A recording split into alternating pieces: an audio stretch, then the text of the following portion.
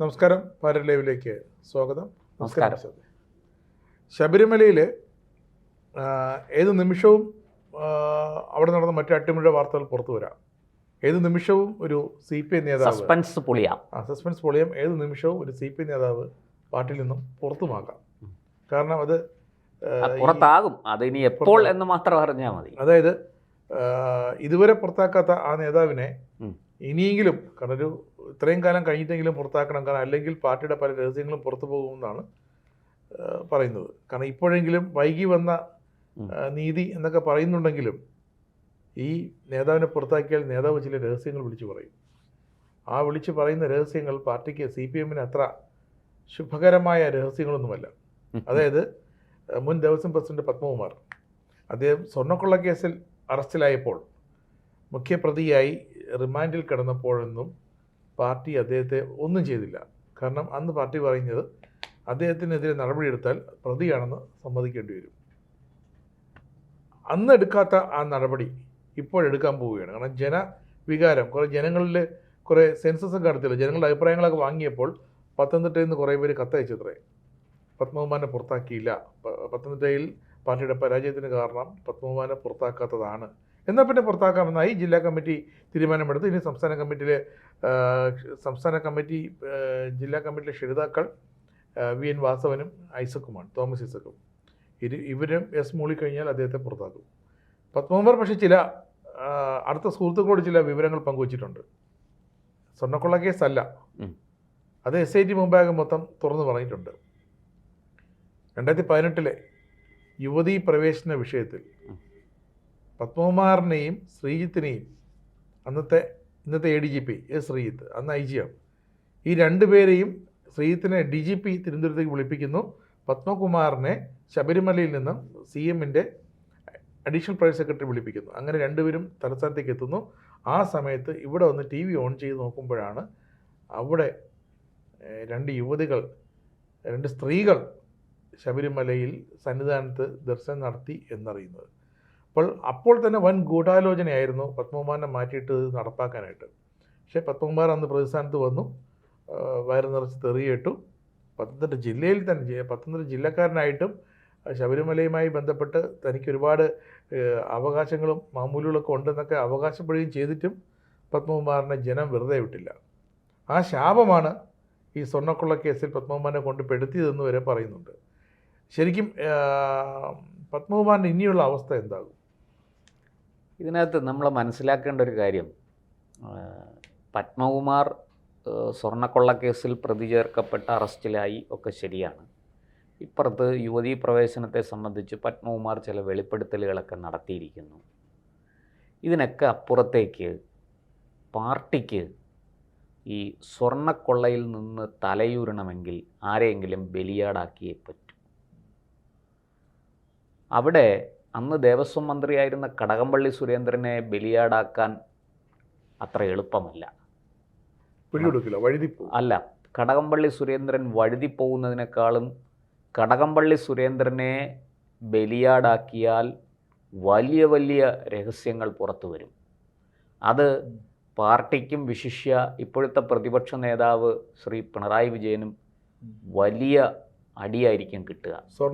പ്രത്യേകിച്ചും സ്വർണ്ണക്കടത്ത് കേസിൽ സ്വർണ്ണക്കടത്ത് കേസിൽ നമ്മുടെ ഡിപ്ലോമാറ്റിക് വേയിലൂടെ, നയതന്ത്ര മാർഗങ്ങളിലൂടെ സ്വർണം കടത്തി എന്ന ആരോപണം നേരിടുന്ന ആ കേസിൽ, ആ സംഭവത്തിൽ നമ്മുടെ ഇപ്പോഴത്തെ പ്രതിപക്ഷ നേതാവ് പിണറായി വിജയൻ, അന്നത്തെ മുഖ്യമന്ത്രി, അദ്ദേഹത്തിൻ്റെ മകൾ, അദ്ദേഹത്തിൻ്റെ ഓഫീസ് ഒക്കെ കുരുങ്ങും. തീർച്ചയായിട്ടും. അതുകൊണ്ട് കടകംപള്ളി സുരേന്ദ്രനെതിരെ ഒരു നടപടി എടുക്കുക എളുപ്പമല്ല. അന്ന് ബലിയാടായത് M ശിവശങ്കറാണ്, സ്വപ്നയും. പക്ഷേ നമ്മൾ മനസ്സിലാക്കേണ്ടത് രണ്ട് ചാവേറുകൾ. ഇവിടെ കടകംപള്ളി സുരേന്ദ്രന് പകരം കാരണം അന്നത്തെ ദേവസ്വം മന്ത്രി ഉൾപ്പെടെയുള്ളവർ കുറ്റക്കാരാണ്. ഈ സ്വർണ്ണക്കൊള്ള കേസിൽ, ശബരിമലയിലെ സ്വർണം കൊള്ളയടിച്ച കേസിൽ തീർച്ചയായിട്ടും ദേവസ്വം മന്ത്രി ഉൾപ്പെടെയുള്ളവർ ഉത്തരം പറയാൻ ബാധ്യസ്ഥരാണ്. ചോദ്യങ്ങൾക്ക് അവർ കൃത്യമായ മറുപടി പറയുന്നില്ല. അരി എത്രയെന്ന് ചോദിച്ചാൽ പയറഞ്ഞാഴി എന്നാണ് മറുപടി പറയുന്നത്. അവിടെ ഈ കേസിൽ അറസ്റ്റിലായി റിമാൻഡിൽ കഴിഞ്ഞിട്ട് പിന്നീട് ജാമ്യത്തിലിറങ്ങിയ മുൻ ദേവസ്വം ബോർഡ് പ്രസിഡൻറ്റ് പത്മകുമാറിനെ ബലി കൊടുക്കാതെ വേറെ വഴിയില്ല പാർട്ടിക്ക്.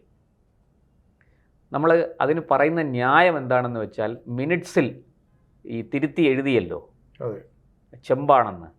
അത് പത്മകുമാർ പറയുന്നു ഞാനല്ലാതെ എഴുതിയത് മറ്റാരോ ആണെന്നാണ്. പക്ഷേ അന്ന് പത്മകുമാറിനൊപ്പം ഉണ്ടായിരുന്നവരെല്ലാം പറയുന്നു പത്മകുമാറാണത് എഴുതിയത്. അപ്പോൾ ഇതിനകത്ത് സത്യം എന്താണ്? നെല്ലും പതിരും വേർതിരിഞ്ഞ് വരണം അല്ലേ? അവിടെ സത്യം എന്താണെന്ന് കൃത്യമായിട്ട് പുറത്തു വരാനുള്ള മാർഗങ്ങളെല്ലാം അടഞ്ഞിരിക്കുകയാണ്. 2018 പത്മകുമാറിനെ സ്ത്രീ പ്രവേശന സമയത്ത് പത്മകുമാറിനെ അവിടെ നിന്ന് മാറ്റി നിർത്തുന്നു. ഈ അയ്യപ്പൻ്റെ സ്വർണം കട്ട കേസിൽ ചെമ്പാണെന്ന് എഴുതി വെച്ച പത്മകുമാറാണെന്ന് പറയുന്നു. പക്ഷേ സ്വർണ്ണം മൊത്തം കട്ടുകൊണ്ടുപോയി. അപ്പോൾ ഏതൊരു സൂപ്പർ പവർ ഇതിന്റെ പിന്നിലുണ്ട്? അന്നും ഇന്നും അത് ഈ എല്ലാ വിഷയങ്ങളുടെയും പുറകിൽ ഒരു സൂപ്പർ പവർ ഉണ്ട്. ഒരു കൺട്രോൾ റൂം, ഒരു ഈ വാർ റൂം എന്നൊക്കെ പറയുന്നത് പോലെ ഇതിനെ കൺട്രോൾ ചെയ്തുകൊണ്ടിരിക്കുന്ന ഒരു വലിയ ശക്തി ഇതിൻ്റെ എല്ലാം പുറകിലുണ്ട്. ഇരിക്കട്ടെ, ആ ശക്തിയെ പ്രൊട്ടക്റ്റ് ചെയ്യാനാണ് സത്യത്തിൽ പത്മകുമാറിനെ ബലി കൊടുക്കുന്നത്. സംഗതി വളരെ ക്ലിയറാണ്. അപ്പോൾ പത്മകുമാർ സ്വാഭാവികമായിട്ടും താൻ ബലിമൃഗമാക്കപ്പെടും എന്ന് തിരിച്ചറിഞ്ഞപ്പോൾ തന്നെ വെടികൾ പൊട്ടിച്ചു തുടങ്ങി. പത്മകുമാർ ആദ്യം വെടിപൊട്ടിച്ചത് തന്ത്രിക്കെതിരെയായിരുന്നു. തന്ത്രിയുമായി ബന്ധപ്പെട്ട ചില കാര്യങ്ങളൊക്കെ പത്മകുമാർ വെളിപ്പെടുത്തി. അതെങ്ങനെയാണ് വെളിപ്പെടുത്തിയതെന്ന് നമുക്കറിയാം. വെജിറ്റേറിയൻ കഴിക്കുന്നയാൾ എന്ന് വരെ പറഞ്ഞു. അപ്പോൾ ഇവിടെ ഇപ്പോൾ എന്താ സംഭവിക്കണമെന്ന് വെച്ചാൽ, ഈ പാർട്ടി ജില്ലാ കമ്മിറ്റി, അതിന് താഴോട്ടുള്ള ഏരിയ കമ്മിറ്റിയൊക്കെ പത്മകുമാറിനെതിരെ ശക്തമായ നടപടി വേണമെന്ന് ആവശ്യപ്പെടുന്നു. അവരെ കൊണ്ട് ആവശ്യപ്പെടുത്തുന്നതാണ്. അങ്ങനെ ആവശ്യപ്പെടുമ്പോൾ സ്വാഭാവികമായിട്ടും സംസ്ഥാന കമ്മിറ്റിക്ക്, കേന്ദ്ര കമ്മിറ്റിയൊക്കെ അതിനകത്ത് ഇടപെടും. കാരണം ഒരു ജില്ലാ നേതാവാണ് പത്മകുമാർ, നിസ്സാരക്കാരനല്ല. പാർട്ടിയെ സംബന്ധിച്ചിടത്തോളം നിസ്സാരക്കാരനല്ല. അപ്പോൾ ഒരു ജില്ലാ നേതാവിനെതിരെ നടപടിയെടുക്കുമ്പോൾ സംസ്ഥാന നേതാക്കൾ, സംസ്ഥാന കമ്മിറ്റി, സംസ്ഥാന സെക്രട്ടേറിയറ്റ് ഒക്കെ അതിനകത്ത് ഇപ്പോൾ VN വാസവനും തോമസ് ഐസക്കുമാണ്. തോമസ് ഐസക്ക് കൂടി പങ്കെടുത്ത്, അദ്ദേഹം കേന്ദ്ര കമ്മിറ്റി അംഗമാണ്. അപ്പോൾ അദ്ദേഹം കൂടി പങ്കെടുത്ത് ഇത് വലിയ ചർച്ചകൾ അതിനകത്ത് നടക്കാൻ സാധ്യതയുണ്ട്. ഒടുവിൽ പത്മകുമാർ കുറ്റക്കാരനാണ്, അവധാനതയില്ലാതെ പെരുമാറി, എടുത്തുചാട്ടം കാണിച്ചു എന്നൊക്കെ പറഞ്ഞ് പത്മകുമാറിനെതിരെ നടപടി വരും. ഇത് പത്മകുമാറിനും അറിയാം. അതുകൊണ്ടാണ് അദ്ദേഹം പറഞ്ഞത്, യുവതീ പ്രവേശന സമയത്ത് 2019 ജനുവരി 1-നാണ്, 2018 അവസാനം, 2019 പിന്നെ ഇത് നടക്കുന്നു, വനിതാ മതിൽ നിർമ്മിക്കുന്നു. അന്ന് രാത്രിയാണ് ഈ യുവതികളെ 2 പേരെ അവിടെ പ്രവേശിപ്പിക്കുന്നത്. ഈ 2 പേരെ പ്രവേശിപ്പിച്ചതൊരു ഗൂഢാലോചനയുടെ ഫലമായിട്ടാണ് എന്നാണ് പത്മകുമാർ ഇപ്പോൾ പറയാതെ പറഞ്ഞിരിക്കുന്നത്. പത്മകുമാർ പറയുന്നത് തന്നെയും IG ശ്രീജിത്തിനെയും അന്ന് അവിടെ നിന്ന് മാറ്റി നിർത്തി. തിരുവനന്തപുരത്ത് പാർട്ടിയിലെ ഒരു ഉന്നതനെ കാണാനെന്ന് പറഞ്ഞാണ് തന്നെ വിളിച്ചു വരുത്തിയത്. അതുപോലെ DGP ഇടപെട്ടിട്ടാണ് IG ശ്രീജിത്തിനെ അവിടെ നിന്ന് മാറ്റിയത്. ശ്രീജിത്തിനെ മാറ്റിയതിൻ്റെ കാരണം നമുക്ക് മനസ്സിലാവും.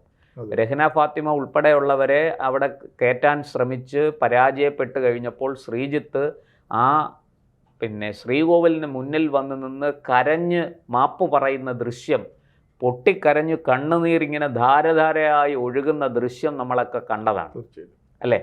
സോഷ്യൽ മീഡിയയിലും നമ്മുടെ വാർത്താ ചാനലുകളിലും ഒക്കെ ആ ദൃശ്യം വന്നതാണ്. അപ്പോൾ ശ്രീജിത്ത് ഒരു ഭക്തനാണ്, അയ്യപ്പ ഭക്തനാണ്. അതുകൊണ്ട് തന്നെ ശ്രീജിത്തിന് ഇത്തരം കാര്യങ്ങൾ ചെയ്യാൻ കഴിയില്ല എന്ന് തിരിച്ചറിഞ്ഞിട്ട് സ്ത്രീകൾ കയറില്ല. അങ്ങനെ, കാരണം അതവിടെ നിന്ന് ചോരും.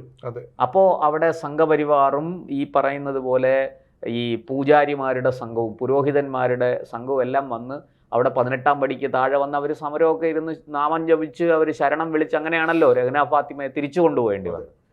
അപ്പോൾ അതുപോലെ അപ്പോൾ തന്ത്രി എന്ന് പറഞ്ഞു, നടയടച്ച് കളയും, ഞാൻ ഭീഷണിപ്പെടുത്തി, ഞാൻ നടയടച്ച് താക്കോലുമായിട്ട് വീട്ടിൽ പോകും, മഠത്തിലേക്ക് പോകും എന്ന് തന്ത്രി പറഞ്ഞു. അപ്പോൾ ഇതെല്ലാം തന്ത്രി എന്ത് ചെയ്യാൻ സാധിക്കും? ഒന്നും ചെയ്യാൻ സാധിക്കില്ല. തന്ത്രിയെ വല്ലതും അറസ്റ്റ് ചെയ്ത കളി മാറിയില്ലേ? തീർച്ചയായിട്ടും. തന്ത്രിയെ മാറ്റി വേറെ തന്ത്രിയെ കൊണ്ടുവരാൻ പറ്റുമോ? അതൊന്നും എളുപ്പമുള്ള കാര്യങ്ങളല്ല. അപ്പോൾ അതുകൊണ്ട് അവിടെ IG ശ്രീജിത്തും പത്മകുമാറും അവിടെ ഉണ്ടായിരുന്നാൽ ഇവർ 2 പേർക്കും ഈ ശബരിമല ധർമ്മശാസ്ത്ര ക്ഷേത്രത്തോടും അയ്യപ്പനോടും ഒരു പ്രത്യേക അറ്റാച്ച്മെൻ്റ് ഉള്ളവരാണ്. അതുകൊണ്ട് ഇവർ രണ്ടുപേരും ഇതൊരു പാപകർമ്മമാണ് എന്ന് പറഞ്ഞ് അതിന് കൂട്ടു നിൽക്കില്ല. അവരെങ്ങനെയെങ്കിലും ഈ രഹസ്യം ചോർത്തും, ആരെങ്കിലുമൊക്കെ അറിയും, അത് സംഘപരിവാറിൻ്റെ കയ്യിലെത്തും, അവരുടനെ സമരവുമായിട്ട് വരും, ഈ യുവതീ പ്രവേശനം നടക്കില്ല എന്ന് മനസ്സിലാക്കിയിട്ട് ആർക്കാണോ യുവതികളെ അവിടെ പ്രവേശിപ്പിക്കണമെന്ന് നിർബന്ധ ബുദ്ധി ഉണ്ടായിരുന്നത് ആ ആൾക്കാർ അവിടുന്ന് ഇവരെ മാറ്റിയിട്ട് യുവതികളെ അവിടെ പ്രവേശിപ്പിച്ചു. ഇതൊരു ഗൂഢാലോചനയാണ്. ഇതാണ് പത്മകുമാർ പറയാതെ പറഞ്ഞിരിക്കുന്നത്. അതായത് അറ്റവും മുറിയുമൊക്കെ വിട്ടു, ഇനി ഫില്ലിംഗ് ദ ബ്ലാങ്ക്സ് ആണ്, പൂരിപ്പിക്കണം. പത്മകുമാറിനെ പുറത്താക്കുന്നതോടുകൂടി പത്മകുമാർ അത് പൂർണ്ണമായിട്ടും, എനിക്ക് തോന്നുന്നു അതിന് മുന്നോടിയായിട്ട് തന്നെ ഒരു പക്ഷേ ആ വെളിപ്പെടുത്തൽ നടത്താൻ സാധ്യതയുണ്ട്. തീരുമാനം മിക്കവാറും വരാം, അല്ലെങ്കിൽ തരം താഴ്ത്താം. അപ്പോൾ ഇത് മറുവശം പറയുന്നത് എന്താണെന്ന് വെച്ചാൽ, ഇത് പത്മകുമാർ തനിക്കെതിരെ നടപടി വരാതിരിക്കാൻ വേണ്ടിയിട്ട് എടുക്കുന്ന ഒരു മുൻകൂർ ജാമ്യമാണ്. അതായത് എന്നെ പുറത്താക്കിയാൽ ഞാൻ നിങ്ങളെല്ലാം പെടുത്തും. പക്ഷെ പത്മകുമാർ ഒരു കേഡർ പാർട്ടി സംവിധാനത്തിന്റെ കൂടെ നിന്ന് പ്രവർത്തിച്ച് വന്നുകൊണ്ടിരുന്ന ആളാണ്. അദ്ദേഹത്തിന് അറിയാം ഇത്തരം ഗിമ്മിക്കുകളിലൊന്നും ഈ ഇരുമ്പ് കൊണ്ടുള്ള അത് മാത്രമല്ലെന്നേ, ഹൃദയശൂന്യരാണ് അവിടെ ഇരിക്കുന്നത്. അത് മാത്രമല്ല, അത് പാർട്ടിക്കാരെ നമുക്ക് വിടാം, പൊതുജനമാണല്ലോ ഇത് കാണുന്നത്. പൊതുജനം അത്ര മണ്ടന്മാരാണോ പൊതുജനം? അവർക്കെന്താ കാര്യങ്ങൾ തിരിച്ചറിയാനുള്ള കഴിവില്ലേ? ഭക്തജന സമൂഹമൊക്കെ വെറും വിഡ്ഢികളാണോ? അല്ല, അവർക്ക് കൃത്യമായിട്ടറിയാം ഇത്രയും കാലം പാർട്ടിക്കൊപ്പം നിന്ന് നേടേണ്ടതെല്ലാം നേടിയ പത്മകുമാർ അന്നെന്തേ ഇത് തുറന്നു പറഞ്ഞില്ല? അന്ന് ഈ യുവതികളെ പ്രവേശിപ്പിച്ചപ്പോൾ അയ്യപ്പനോട് അടങ്ങാത്ത ഭക്തി ഉണ്ടെങ്കിൽ പത്മകുമാർ എന്തുകൊണ്ട് അന്ന് തുറന്നു പറഞ്ഞില്ല? ഇത് ഗൂഢാലോചനയാണ്, ഇത് ഇന്ന ആളാണ് ചെയ്തത്, ഇത് ഇന്ന ആളിൻ്റെ നിർബന്ധമാണ്, അതിന് എന്നെയും ശ്രീജിത്തിനെ ഇവിടുന്ന് മാറ്റി നിർത്തി എന്നൊക്കെ പത്മകുമാർ അന്ന് 2019 വെളിപ്പെടുത്തുന്നതിന് പകരം ഈ 2026 വെളിപ്പെടുത്തുന്നതിൻ്റെ ഉദ്ദേശം എന്താ? അന്ന് ഭക്തി പുറത്തു പറയാൻ പറ്റില്ലല്ലോ, CPM കാരനല്ലേ.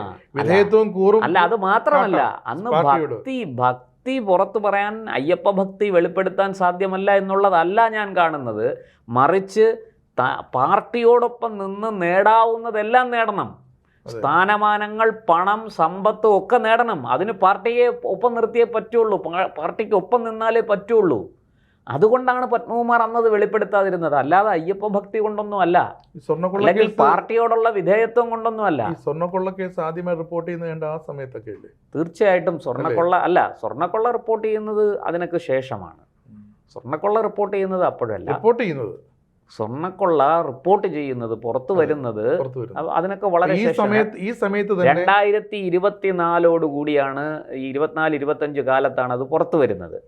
അന്ന് ഇതെല്ലാം വളരെ ഗോപ്യമായിട്ട് നടക്കുകയാണ്. ഇതിനൊന്നും ഈ 2019 തുടക്കത്തിലൊക്കെ അതിനുള്ള അണിയറ നീക്കങ്ങൾ ശക്തമായിട്ട് നടന്നുകൊണ്ടിരിക്കുകയാണ്. അന്ന് ഈ യുവതീ പ്രവേശനത്തിന്റെ പുറകെ ആൾക്കാർ പോയപ്പോൾ അവിടെ വളരെ രഹസ്യമായിട്ട് ഈ ശബരിമലയിലെ സ്വർണം കടത്താൻ വേണ്ടിയിട്ടുള്ള ആൻറ്റിക് വാല്യൂ ഉള്ള, ആൻറ്റിക് മൂല്യമുള്ള വസ്തുക്കൾ കടത്താൻ വേണ്ടിയിട്ടുള്ള ശ്രമമായിരുന്നു അവിടെ നടന്നത്.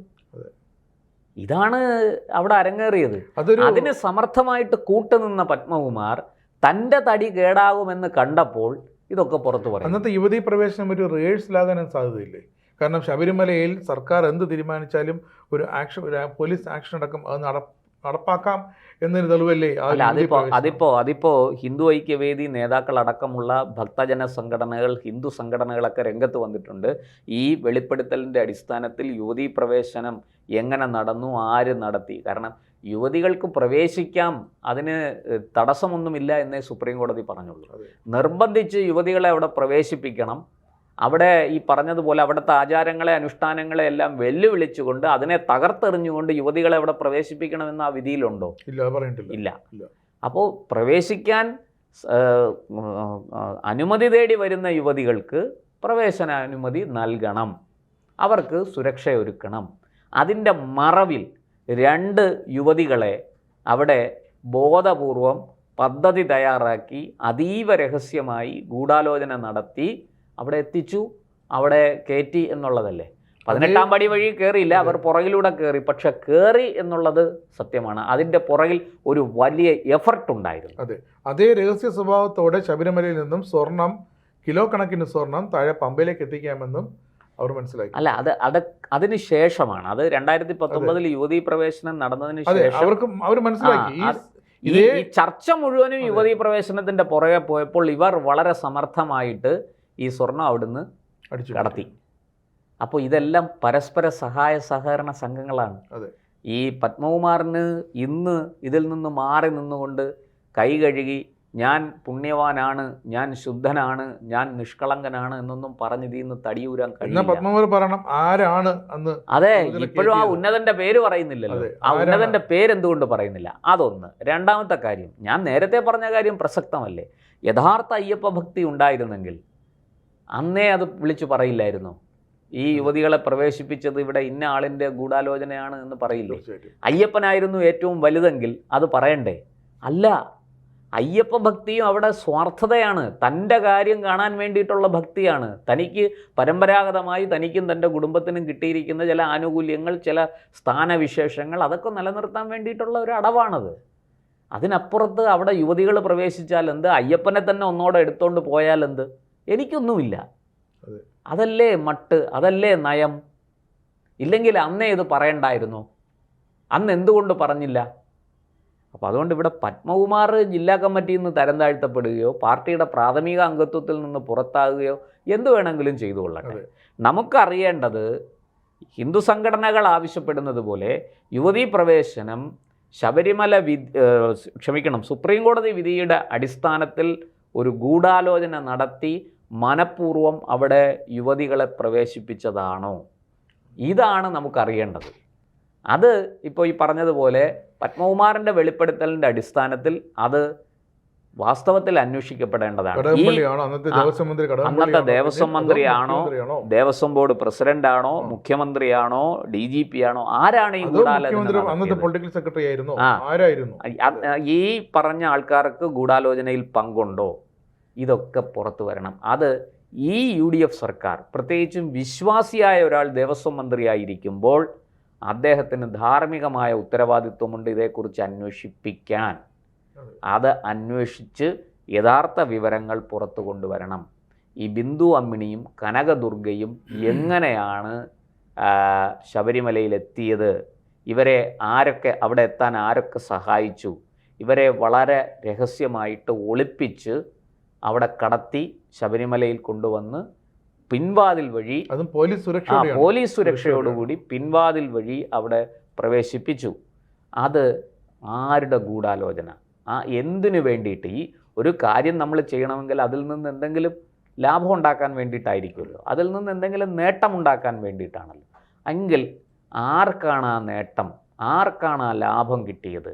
എന്ത് ലാഭമാണ് കിട്ടിയത്? എന്ത് നേട്ടമാണ് ഉണ്ടായത്? ഇതൊക്കെ അറിയേണ്ടതുണ്ട്. അത് തീർച്ചയായിട്ടും അന്വേഷിച്ചാൽ മാത്രമേ പുറത്തു വരികയുള്ളൂ. അതിന് വളരെ കൃത്യമായിട്ട് ശബരിമലയെക്കുറിച്ച് സമഗ്രമായ അന്വേഷണം വേണം. ഈ സ്വർണ്ണക്കൊള്ളയും യുവതീ പ്രവേശനവും ഒക്കെ ബന്ധപ്പെട്ട് കിടക്കുന്ന വിഷയങ്ങളാണ്. ഒരു ഏജൻസി അന്വേഷിക്കുകയും വേണം. അതെ, ഒരു ഏജൻസി തന്നെ അന്വേഷിക്കുക. അതൊരു കേന്ദ്ര ഏജൻസി തന്നെ അന്വേഷിച്ചാൽ മാത്രമേ ഈ സംഭവങ്ങളുടെ യാഥാർത്ഥ്യം, ഇതിൻ്റെ പുറകിലെ യാഥാർത്ഥ്യം പുറത്തു വരികയുള്ളൂ.